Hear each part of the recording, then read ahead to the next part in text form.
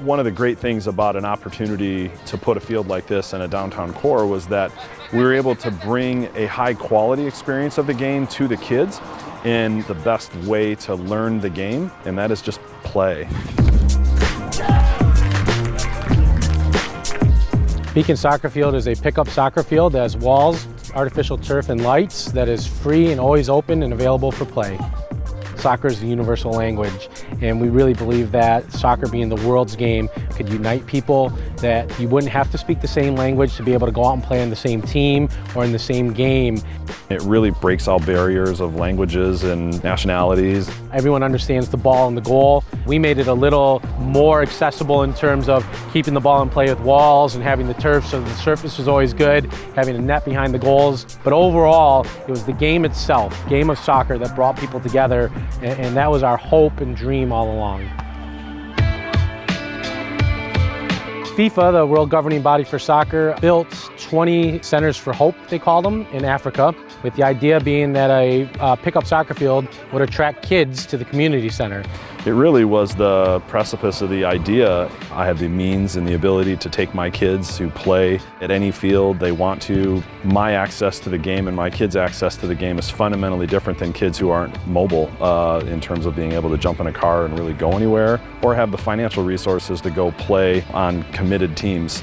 He thought, why not? You know, why not in Lansing? Why not in an urban core? Why not add a place for people to just come play the game? And so we kind of took that same concept and brought it to Ferris Park and said, maybe a pickup soccer field would attract kids to Ferris Park. At some point I had seen Patronicity as a potential platform to raise awareness and funds. At Patronicity, we're a civic and community-based crowdfunding platform. It's not about which projects have the best grant writers, it's about which projects can get the community behind them. And I think that's one of the greatest things about using a tool like Patronicity was that we had this idea, we were able to put the concept together and then reach out to ask the community to donate in any way that they could.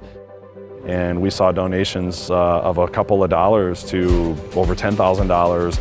And I would constantly message the partners in the project as these donations were happening that I was just as excited about a $5 donation as I was about a $100 or a $500 donation, and that it really showed that people with little means to give really knew that this meant something, and they were willing to give to let this thing come to life. The response from the community for the Patronicity campaign was incredible. We loved every minute. The community wanted this really bad. And if the project can garner enough community support and raise its goal, it will receive a matching grant from the MEDC to create its space. Yeah, the matching grant was extremely helpful.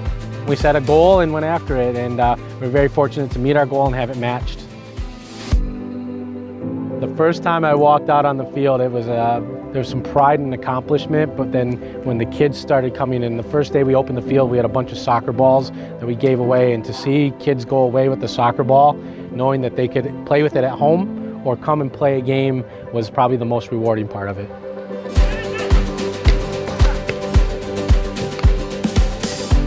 We've just had a great response from the neighborhood, a great response from the kids. There's no destruction happening here, there's no vandalism, there's no fights. I'm really proud to see this thing stand and to see it continue to get the attention and the use that it gets every day.